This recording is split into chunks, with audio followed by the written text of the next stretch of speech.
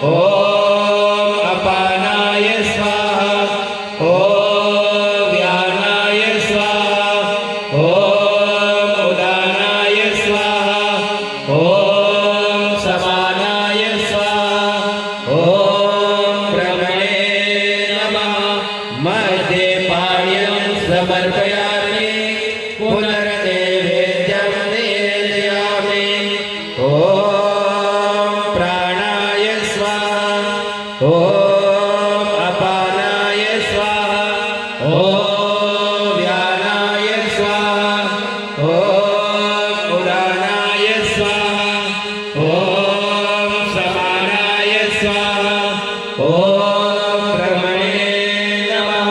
सद्गुरु साईनाथ देवताभ्यो नमः। प्रार्थना पूर्वक नमस्कारं करोमि। तवे ए प्रसाद पावन थाय ए हेतु આપણે હરિહરનું સ્મરણ કરી લઈએ। પરમાત્માને પ્રાર્થના કરી કે હે પરમાત્મા, તમારા બધા જ આશીર્વાદ આ પ્રસાદની અંદર આવી જજો અને આ પ્રસાદ ભક્તો ખાય તો બધી જ રીતે એમનું પરમ કલ્યાણ થાય। બધાની આધિ વ્યાધિ ઉપાધિ પાપ તાપ અને સંતાપ એ પ્રભુના પ્રસાદથી મટી જાય એવી સારી ભાવનાથી આપણે એ હરિહરનું સ્મરણ કરીએ। બધા શ્રદ્ધાથી બોલજો। ઓમ નમો ભગવતે વાસુદેવાય। ओम नमो भगवते वासुदेवाय। ઓમ નમો ભગવતે વાસુદેવાય। ओम नमो भगवते वासुदेवाय। ઓમ નમો ભગવતે વાસુદેવાય। ओम नमो भगवते वासुदेवाय। ઓમ નમો ભગવતે વાસુદેવાય। ओम नमो भगवते वासुदेवाय। ઓમ નમો ભગવતે વાસુદેવાય। ओम नमो भगवते वासुदेवाय। ઓમ નમઃ શિવાય। ओम नमः शिवाय। ઓમ નમઃ શિવાય। ओम नमः शिवाय। ઓમ નમઃ શિવાય। ओम नमः शिवाय। ઓમ નમઃ શિવાય। ओम नमः शिवाय। ઓમ નમઃ શિવાય। ओम नमः शिवाय। બોલો હરિ हर भगवान की जय। બોલો અન્નપૂર્ણા। मात की जय। બોલો મહાલક્ષ્મી। मात की जय। તો એ હરિહર ભગવાનને આત્માવે પ્રાર્થના કરીએ કે બધા જ ભક્તોની આંતરડીને તમે ઠારજો અને હે અન્નપૂર્ણા માતા, જે ઘરે બધા ભક્તોને બોલાવવામાં આવ્યા એવા વિલેશભાઈના ઘરે હે હરિ તમે લક્ષ્મી સાથે હે અન્નપૂર્ણા માતા સદાને માટે નિવાસ કરજો એવી પ્રભુના ચરણમાં પ્રાર્થના કરીએ।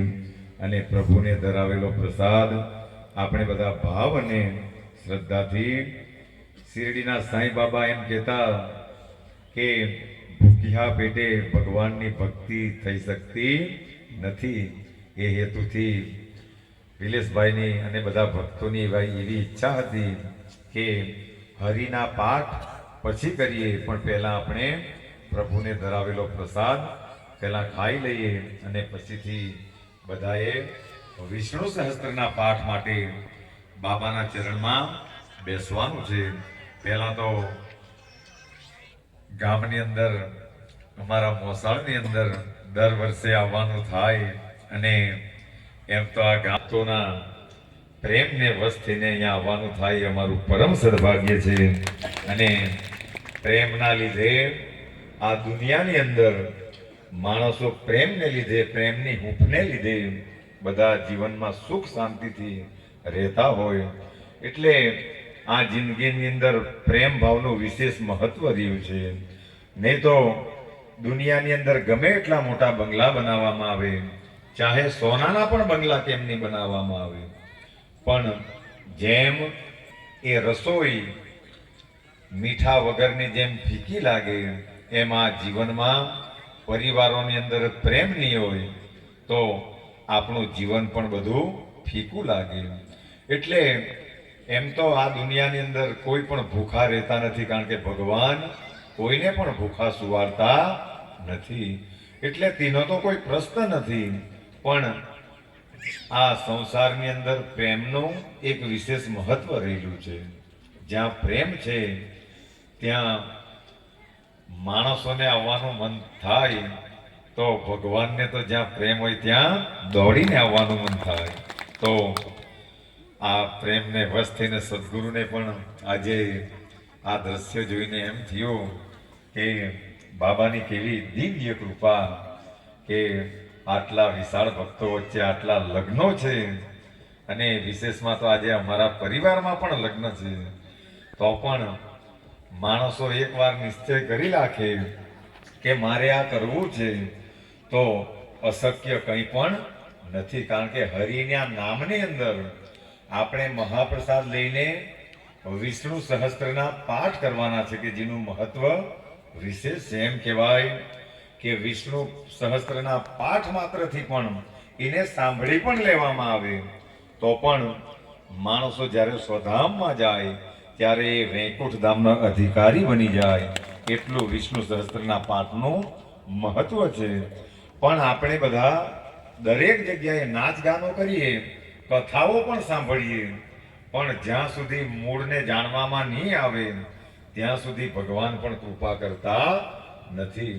એટલે વિષ્ણુ સહસ્ત્રના પાઠ માટે એક સંત મહાત્માએ બહુ સરસ કહ્યું કે ભગવાનના 1000 નામો છે, એમાંનું ભગવાનનું એક નામ પ્રીતિવર્ધનાય નમઃ.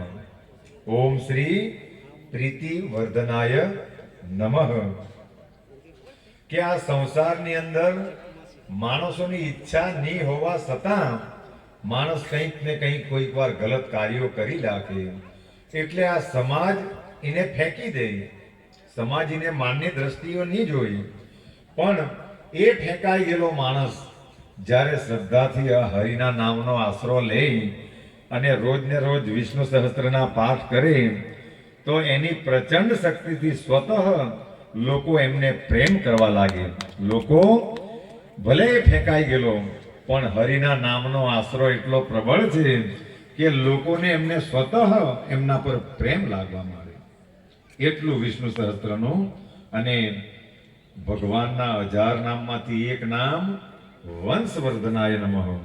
આ એટલા માટે કહી રહેલો છું કે આપણે સત્સંગોમાં જઈએ પણ આવી મૂળ વાતો જેને કહેવાય એને આપણે આચરણમાં લાવીએ નહીં તો અમારા પંચલાઈની અંદર વીરપુરની જેમ સદાવ્રત ચાલે. કોઈ પણ જાતની ઇન્કમ નહીં મળે, 1 રૂપિયાની સ્લીપ નહીં મળે, અને દર ગુરુવારે રવિવારે 1000 માણસોની રસોઈ બને, અને બીજા આડા દિવસોમાં પણ મહાપ્રસાદ તો રોજ થાય. ઇન્કમ કોઈ નહીં મળે અને આવા વિશાળ ભંડારા થાય. કારણ કયું કામ કરે?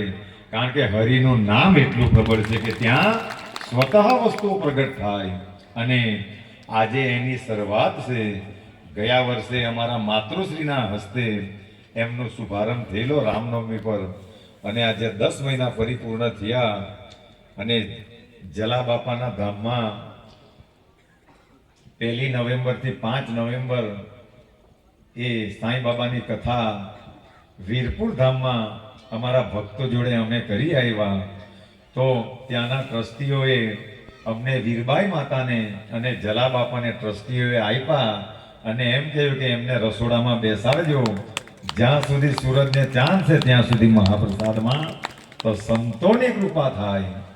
આવા સમર્થો જ્યારે કૃપા કરે તો ત્યારે કંઈ પણ અશક્ય રહેતું નથી. અને આ પાઠોનું આ સાંઈ બાબાએ આપેલી આ પ્રસાદી છે કે 1000 નામ લે એ તો ફળદાયી બને, પણ કોઈ પર સમય નહીં હોય.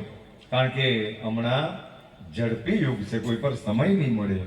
તો એના ખાલી 108 નામ લેવામાં આવે તો પણ એનું ફળ એમને મળવા વગર રહેતું નથી. અને વિશેષમાં સાંઈ બાબાએ એમ કહેલું કે કદાચ 108 પણ નહીં થાય, 50 પણ નહીં થાય, 25 પણ નહીં થાય, 10 પણ નહીં થાય, એક નામ લહે હરિનું તો પણ એ કલ્યાણ કરનારું છે. એટલે બધા ભક્તો મહાપ્રસાદ લઈને જેનો મૂળ ઉદ્દેશ્ય છે કે દરેક સંતોએ, એ ચાહે વીરપુરના જલા બાપા હોય, એ ચાહે બગદાણાના બજરંગદાસ બાપા હોય, કે એ ચાહે શિરડીના સાંઈ બાબા હોય,